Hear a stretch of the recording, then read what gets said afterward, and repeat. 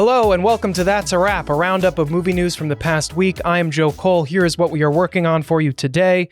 I will be joined by senior host at the digital entertainment publication Collider, Perri Nemiroff. We will discuss the continued and unprecedented box office success of Obsession and what it could mean for its chances at the Oscars. We also have a picks preview today. Perri and I will share our thoughts on the recently released trailers for The Social Reckoning and Spider-Man Brand New Day. Sony Pictures released the trailer for The Social Reckoning on June 10th, but we didn't have a chance to react to it on the show last week because we had an episode entirely focused on the Tribeca Festival. If you haven't seen that, go check it out. We will wrap things up with what to watch. This week, we are highlighting the films Toy Story 5, which was released in theaters nationwide today, and Disclosure Day, which was released in theaters 1 week ago today. For Disclosure Day, same deal as The Social Reckoning. Didn't talk about it last week because of the Tribeca episode. Let's now bring in senior host at Collider, Perri Nemiroff. Perri, thank you for joining us. Thank you for having me. I'm quite excited for this list of stuff we're going to talk about. Yes, I'm very happy to have you back on. It's been a few weeks. Let's begin today with a film that moviegoers have been obsessed with over the past few weeks. Obsession is continuing its unprecedented run at the box office. It earned $19 million in its fifth weekend of release, just a 25% decline from its previous weekend. The film has now had 4 consecutive weekends where it earned more money than its $17 million opening weekend. According to a report today from Deadline, it has now crossed $300 million worldwide at the global box office and $200 million at the domestic box office. It is also now the highest grossing release of all time for Focus Features. The writer and director of Obsession, Curry Barker, spoke in an exclusive interview with The Hollywood Reporter published on Monday, titled Curry Barker Got His Wish, inside the Obsession director's Wild Month. Speaking about the success of the film, Barker said, quote, "I realized I can do whatever I want now. My whole career, I've had to come up with crazy ideas and pitch them. And if it didn't go over well, I'd have to come up with something else. They were like, if you could do any movie you wanted, what would it be? I was like, whoa, let me think about that for a second." Barker also teased that he has an idea for a sequel to Obsession, saying, quote, "I don't want to go straight into Obsession 2. I have such a cool idea for it that I don't want to say. I'm not saying it has to be 5-6 years from now, but I think people would be just as excited for it if it came a little down the road. It's a whirlwind and I'm trying to figure it out." And Barker was also asked if Focus Features will be mounting an Oscar campaign for the film. And he said, quote, "There's going to be an awards campaign. I'm not sure exactly what that entails. I'm not trying to get my hopes up about it and stay focused on what I'm doing next." On Monday, Variety published a piece written by its chief awards editor, Clayton Davis, titled "Will the Oscars Be Obsessed with Obsession?" The article explores the case for and against the film becoming a contender at the Oscars next year. And it said sources at Focus Features have told the outlet that a full-court Oscar campaign is being planned. And today, The Hollywood Reporter reported that Barker has lined up his third movie with Universal and Blumhouse Atomic Monster. The outlet says it has been described as a rich 8-figure deal, and Barker will write, produce, and direct the film. It also notes that the deal keeps Barker in the Universal family, as Obsession was released by Universal label Focus Features, and that Focus is also behind his already shot second feature Anything But Ghosts, which he wrote, directed, and stars in alongside Aaron Paul and Bryce Dallas Howard. Details about the new project are being kept under wraps, but THR says it's described as an original horror idea and that the project was bought off a pitch Barker made to Universal's top brass. Variety also reported in April that Barker is set to direct a reimagining of the Texas Chainsaw Massacre at A24. Perri, the last time we spoke was before the Obsession craze began. I would love to get your thoughts on the film and its performance at the box office. But also, do you think the film's success can translate to it being in the mix at the Oscars next year?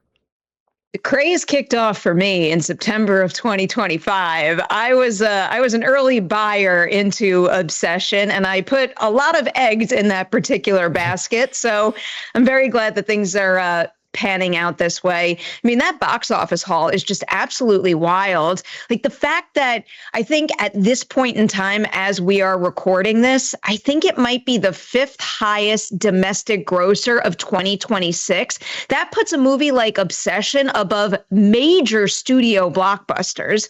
That's incredible. Yeah. One of the big takeaways that I'm hoping the industry recognizes and continues to follow is how this just shows that indie cinema can be alive and thriving, and that the film festival circuit has great value.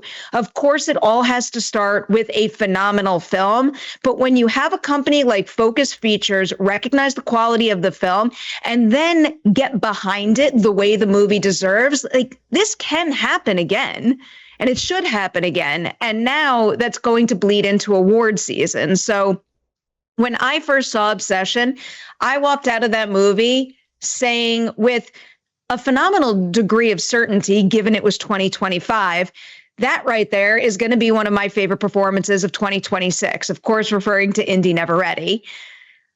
Did I think she deserved an Oscar nomination at the time? Of course, but I also know the reality of the situation. We're talking about a horror movie. We're talking about a low-budget, independently made film. We're talking about someone, an artist who isn't very well known in the industry or on the award season circuit. So I knew that the odds were against her. However, given how successful this movie has become, given the obsession with it, given how word of mouth is still spreading, I think there's a chance, but that chance heavily hinges on Focus Features mounting a strong campaign for her. I do also think the movie could have a chance in the writing category, again, if they mount the strong campaign, but their best possible chance is getting Indy Never Ready an Oscar nomination. I think they can do it, but they need to steer the ship strongly, continue to. Yeah, she spoke with Gold Derby about the Oscars and the fan-led awards campaign that's been happening for her on social media. She responded to it by saying, quote, "It's an honor. That's everybody's dream. What makes me feel so proud is that I really, really love Nikki, and I love that other people love Nikki. To be quite honest, that's enough for me. But of course, I would be lying to you if I said that that's not a dream." What is the point of the Oscars if we can't award a performance like that or recognize a performance like that, or someone who comes out of nowhere, who is just like everyone agrees is amazing? I understand that there's so much that goes into it, but what's the point? Like I said, what's the point of the Oscars if we can't recognize something that everyone agrees is great? I like that mentality, but I also know this business after all these years all too well. I know other things go into it, but sincerely, she deserves it. Yeah. It's not just a good performance. It's also a singular performance. I've never seen anything like that in my life. Yeah.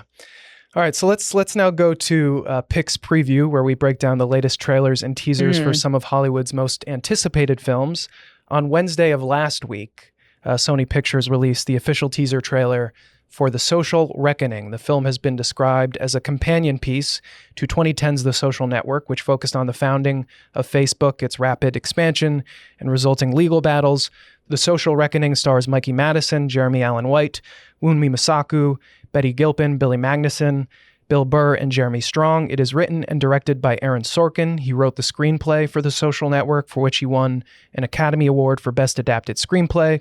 He also penned the scripts for 1992's A Few Good Men, 1995's The American President, 2007's Charlie Wilson's War, and 2015's Steve Jobs, and co-wrote 1993's Malice and 2011's Moneyball, and he wrote and directed 2017's Molly's Game, 2020's The Trial of Chicago 7, and 2021's Being the Ricardos.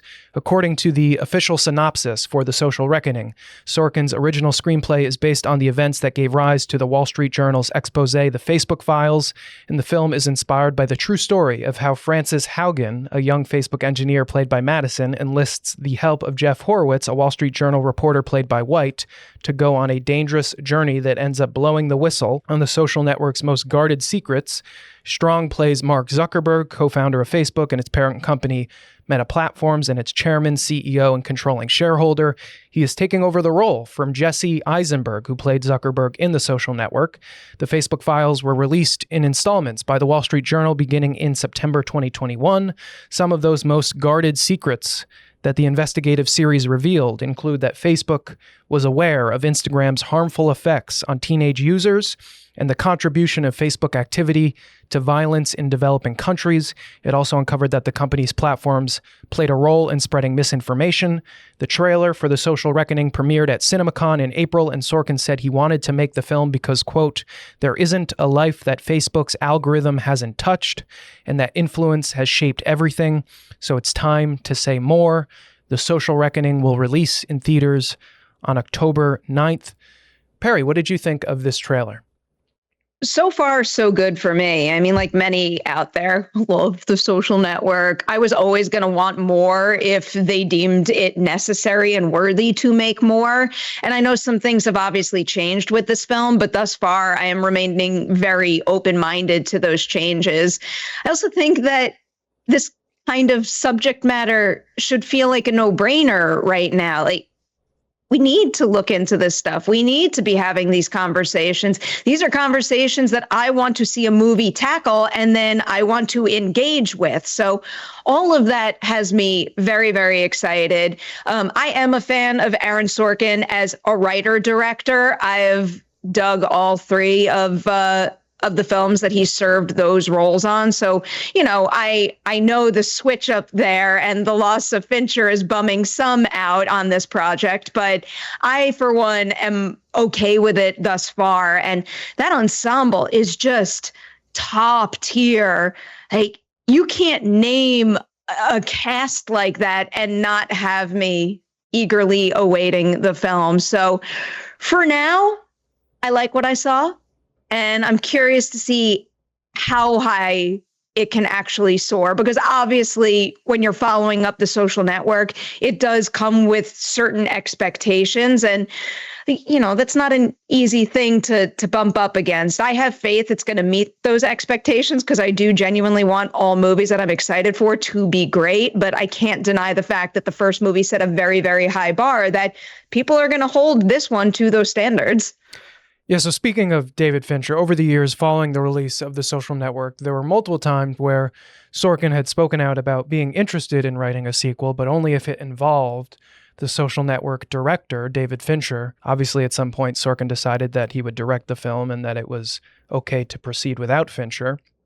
Sorkin recently revealed in an interview with Vanity Fair that he spent 3 days trying to convince Eisenberg to return as Zuckerberg in The Social Reckoning. Sorkin said, quote, it felt like it belonged to him, and he was certainly battle-tested. He simply did not want to be conflated with Mark Zuckerberg anymore, that he has problems with the guy. During an interview on The Today Show last year, Eisenberg said he wasn't returning, quote, for reasons that have nothing to do with how amazing the film will be. He also said, quote, when you play a character, you feel at some point you've grown into something else. During an interview at the Academy Museum Gala in October, Strong called the script for The Social Reckoning one of the greats and said he was approaching the role of Zuckerberg with care and empathy. On whether Eisenberg's version of Zuckerberg from the first film would influence him, Strong said it has nothing to do with what I'm going to do. The Social Network grossed $224 million on a $40 million budget. It received 8 nominations at the 83rd Academy Awards. It won Best Adapted Screenplay, Best Original Score, and Best Film Editing. It should have won Best Picture over the King's Speech, in my opinion. Seems to be an opinion that a lot of other film fans share. The movie is considered by many critics and many film fans to be one of the best movies of not just the 2010s, but the 21st century. In June of last year, the New York Times released its list of the 100 best movies of the 21st century, and it was ranked 10th. It's a little low for me. Going to what you said about living up to The Social Network, I feel like based on all that, it seems like an impossibility that The Social Reckoning will live up to the success and the acclaim of The Social Network. The Social Network is my favorite movie. It released October of my senior year of high school. It was a big reason as to why I decided to study film in college. It was a big part of my growth as a film fan, a big reason as to why I wanted to have a career that involved film in some way. So I've always been and continue to be a little bit ambivalent about the idea of a sequel. Part of me has always wanted a sequel, but I'd hoped that both Sorkin and Fincher would return for it. As you said, there has obviously been, so much that has happened surrounding Facebook in the years since its founding in the years since The Social Network released, that made me think there is more of a story to tell, and that doing a sequel is justified. I just wish that Fincher was returning for it. On the podcast, The Big Picture, host Sean Fennessy gave the opinion that Sorkin and Fincher made each other better, that they elevated what each other is interested in, and that friction stylistically can make something special, and that based on the trailer for The Social Reckoning, it just feels like, quote, a guy holding the ball by himself. I also wish that Jesse Eisenberg was returning. I love Jeremy Strong, but I don't know if he's right for this part. I think he's a bit old to be playing Zuckerberg during the time when this film takes place. It seems like the movie is set in 2021 when Zuckerberg was 37 years old. Jeremy Strong is currently 47 years old. I don't mean to be ageist. I don't think it always matters for when an actor plays a real life person for their ages to match up exactly, as long as they embody the person in an authentic way. But I think a big part of the story of Zuckerberg is that he was the youngest a billionaire in the world for several years, was this younger person with immense power and influence. There's been a lot of talk about Strong's Zuckerberg voice, that he sounds a lot like Zuckerberg. I think it's interesting that he seems to be attempting to replicate the voice and the appearance of Zuckerberg in a way that Eisenberg didn't in the first film. Obviously, Eisenberg kind of looks like Zuckerberg without even trying, but I remember there was a documentary about the making of The Social Network where Eisenberg said that he had conversations with Fincher about whether he should wear prosthetics or dye his hair to look more like Zuckerberg, and Fincher responded by saying, just, imagine you're this kid who invented this thing. Now that Zuckerberg is more of a known public figure, I understand why Strong is doing like the bowl cut and trying to make himself look more like Zuckerberg. Is there anything from what I just said that you have any reaction to? I mean, I guess a good deal. Of course, we're going to judge a movie based on its trailers. We're all human beings, and when we see something, we're going to make assumptions about the larger piece based on the smaller snippets we had just seen. But I always love to at least remind myself that particular things will play completely different in context of the full feature. And, I know certain things are working better for some than others when it comes to what we saw in this trailer. But personally, I'm just trying not to get too carried away with any of that until I see the full feature. I also do like the idea of the two of them balancing each other out as filmmakers. But again, I forget the exact quote you said, but something like this trailer came across as him holding the ball alone. Yeah. Yeah, that feels like a little bit of a premature assumption to me based on a trailer and a trailer alone. One thing that I didn't touch on earlier that you had brought up when you were reading the official description of the movie is the idea of them calling this a companion piece. And like on the one hand, something about that sounds funny to me because okay, companion piece, but it is a sequel. However, I do like the fact that embracing companion versus sequel opens the door to them exploring different creative avenues and feeling less shackled to the previous film, because I do think that's essential to this film's success. And I do know that when you have, big franchise movies getting a sequel, let's say, you need to be able to continue on with some consistency, but sometimes I do think that that connectivity and that pressure to be exactly like the previous installment can drag a movie down and stifle its creativity. So I'm kind of glad that they're embracing that here. Yeah, we'll see. I think it's interesting to see if it can be its own thing. They're trying to make it its own thing. I think a companion piece and not a sequel is they're trying to not have it directly tied to the film as much as a sequel would be, and say, let's judge this on its own terms. But yeah, I'm a big fan of Aaron Sorkin too. Obviously I am if The Social Network is my favorite movie.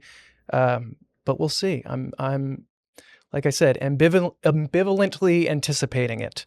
So let's talk about another trailer. Sony and Marvel released a new trailer for Spider-Man: Brand New Day. This is the fourth Spider-Man movie in the MCU. Tom Holland is back as Peter Parker. Brand New Day will be the first Spider-Man movie starring Holland since 2021's Spider-Man No Way Home. He also starred as the title character in 2017's Spider-Man Homecoming and 2019's Spider-Man Far From Home. The film will be Holland's seventh appearance in the MCU.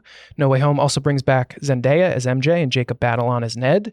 Mark Ruffalo is making his return to the MCU in this film as the Hulk, and so is John Bernthal as the Punisher.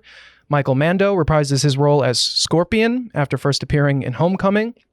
The cast also includes Sadie Sink, Tremel Tillman, and Liza Colon Zayas. Spider-Man Brand New Day swings into theaters on July 31st. The release of the new trailer came on the same day that tickets for the film went on sale, and Deadline is reporting that the film has posted the best first-day pre-sales in 5 years. So, Perri, there seems to be a lot of anticipation for this movie. People are buying tickets. The trailer gave us a first look at Ruffalo's reprisal as the Hulk. We only saw him as Bruce Banner in the first trailer. We also saw a bit more of the mysterious character that seems to be who Sink is playing. The character is wearing a hoodie and their face is mostly covered, but you can kind of make out that it's Sink's face. What did you think of this new trailer? I'm so hyped for this movie. I find Tom Holland just so impossibly likable as Spider-Man. It just makes me happy watching him play this character. However, that also means it makes me very sad to see, maybe Spider-Man in a not so great headspace this time around. However, I think that's what intrigues me the most about this story is just him trying to figure out who he is, especially without the people that have helped make him who he is over the course of his run in these films, without having, MJ and Ned viewing him the same way because in this movie they don't know him, and having him explore the ideas. Oh, I wrote these quotes down. I love when he asks Bruce in the trailer, so you could get rid of the bad aspects but keep the good. And he replies, how would you decide what parts of nature are good or bad? I'm really excited to see Peter Parker have to explore that idea when in this particular situation. I think there's just so much potential for character growth here. So I love all of that. And also, in director Destin Daniel Cretton, I trust. He is, I think, one of the most exciting voices and eyes behind the lens in this sphere right now. And I just have very high hopes he's going to do very, very well in the Spider-Man section of the franchise. Yeah, I love Tom Holland as Spider-Man. I've obviously seen all the Spider-Man films. I think he's been the one I've enjoyed the most. It was awesome that when he was cast, he was a teenager and not like a 26-year-old playing Spider-Man in high school, and that they really tried to get someone who was younger, and it's been really awesome to see him grow with the role. There's been we spoke about when the first trailer came out. I had Gio Lago from Next Best Picture on. We spoke about how there was some criticism of the CGI and how there was talk about how this film would rely less on CGI and green screens. And Holland spoke about how the film would, lean into old school filmmaking and how they were restricted in what they could do with No Way Home because of the pandemic. So it was shot entirely on stages, and that they were going to try to make this more of like a street level Spider-Man movie. And I think some of the trailer that seems to be what they were going for. And then there's other parts of the trailer where it seems very CGI heavy in a way that the CGI in Marvel movies rarely makes me bristle, because it doesn't bother me in the way that it seems to bother other people. Like I understand that that's going to be an aspect of the film, but for some reason in this trailer, there were a few shots that I was like, ugh. Maybe it was because of like it being juxtaposed with some of the other shots that seemed to be more practical. But I'm gonna take a lesson from you and not judge the movie just based off the trailer, and wait to give a full opinion of it until I see the movie in full, because I think those things probably won't matter to me as much or bother me as much once I see the movie in full. I understand that. I can be a little sensitive when it comes to, and I say this with the utmost respect for the very talented visual effects magicians out there, but I do tend to prefer practical over digital effects. It's just about, to me, like it seems inevitable in a Spider-Man Yeah. movie, in a Marvel movie. More so than anything, I just want to see the digital married together with the practical in a way that makes it feel real. Like one of the best recent examples I can come up with in terms of like a movie that takes place in like a wholly different type of world and kind of embraces the not so grounded pops of color and elements in that atmosphere, but still makes it feel real, is actually Masters of the Universe. I thought they did a really good job of selling the vibrancy of that world in a way that is out of our world, but still making it feel real with the physical people and sets that were on set, and also in turn making me feel like that reality was real. Yeah. Yeah. So I just hope that they do that here. Yeah, and I am one of those people who contributed to the best advanced presale in 5 years because I already have my ticket. I'm very much looking forward to it. Perri, I was very much looking forward to getting to talk to you again. I really appreciate you coming back on the show. The feeling is so mutual. Thank you for having me. Absolutely. All right, so when we come back, we are going to discuss two new films that are in theaters, Toy Story 5 and Disclosure Day. We'll be right back.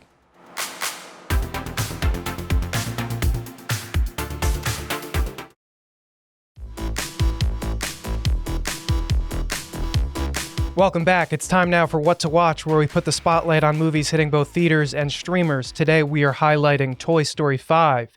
The film finds everyone's favorite toys fearful of a potential technology takeover. It is the fifth movie in Pixar's iconic animated series.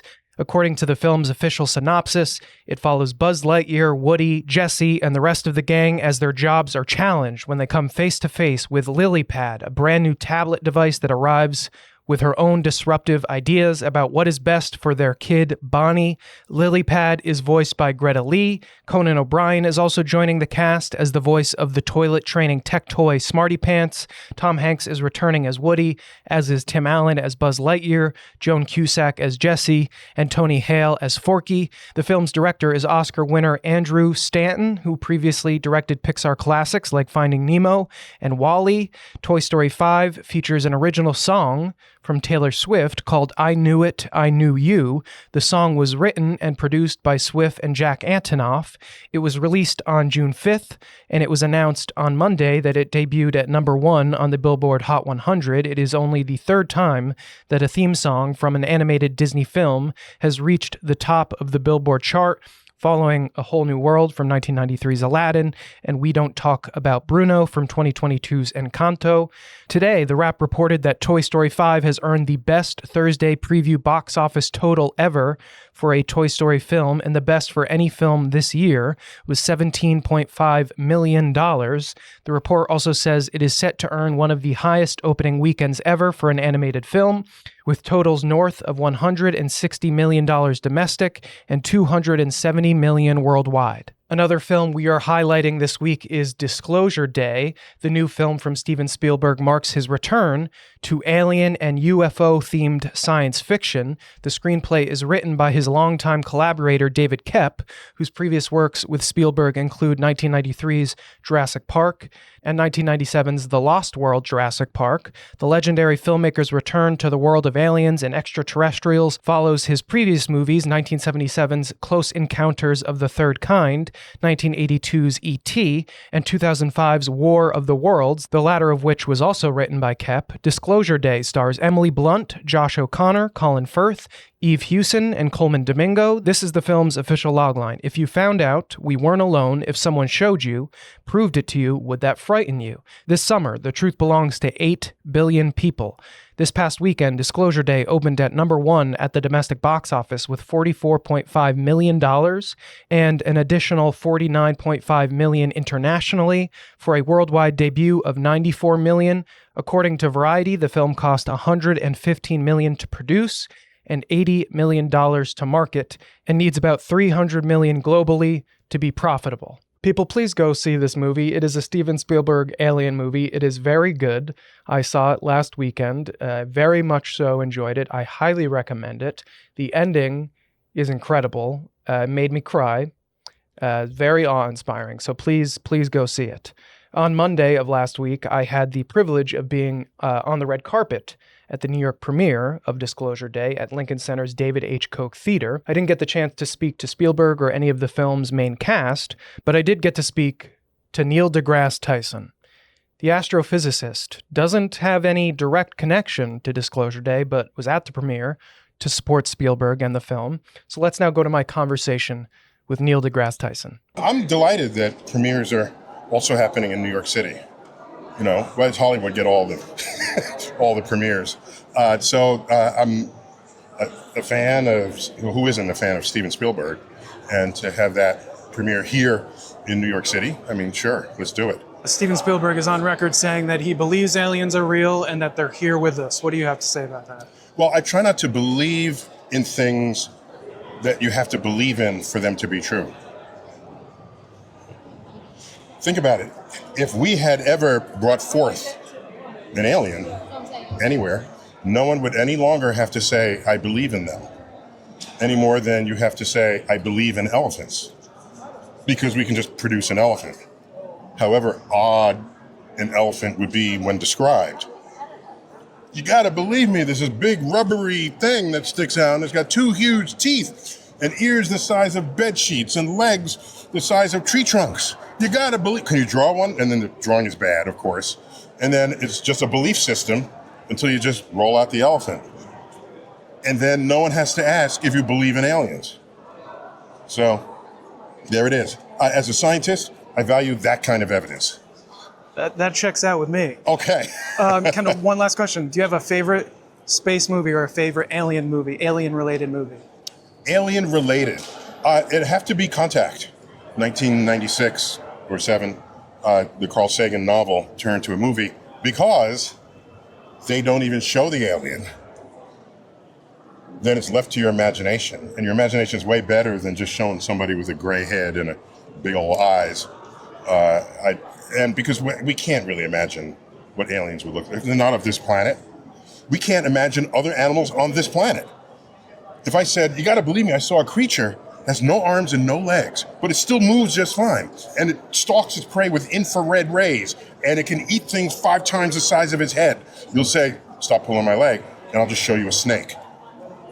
That's in our own world.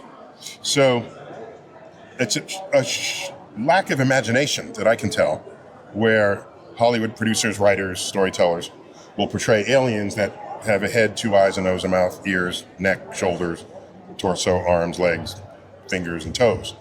That's most life on Earth doesn't have that. So that's a lack of imagination, really.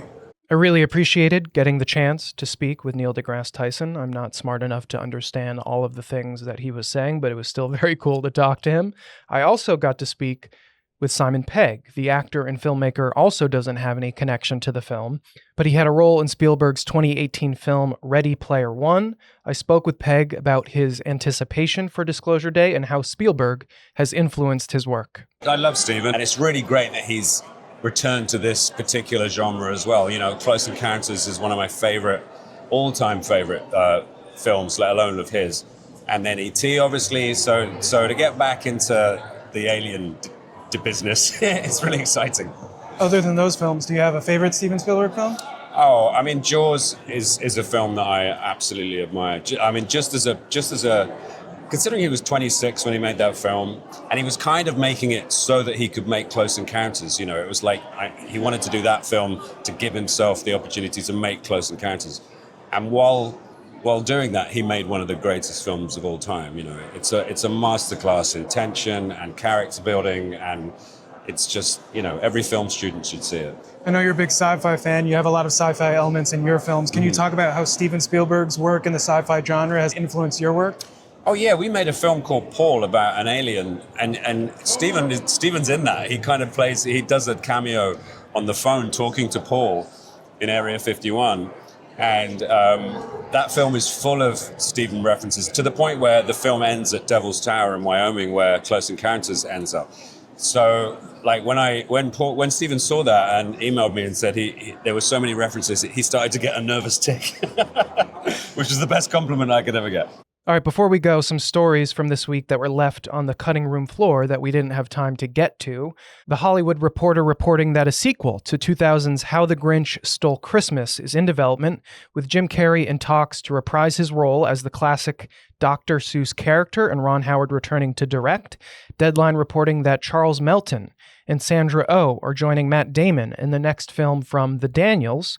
The Hollywood Reporter reporting that Wagner Moura is in talks to join Margot Robbie and Bradley Cooper in the upcoming Ocean's 11 prequel. Variety reporting that Anya Taylor-Joy is joining the cast of The Lord of the Rings: The Hunt for Gollum.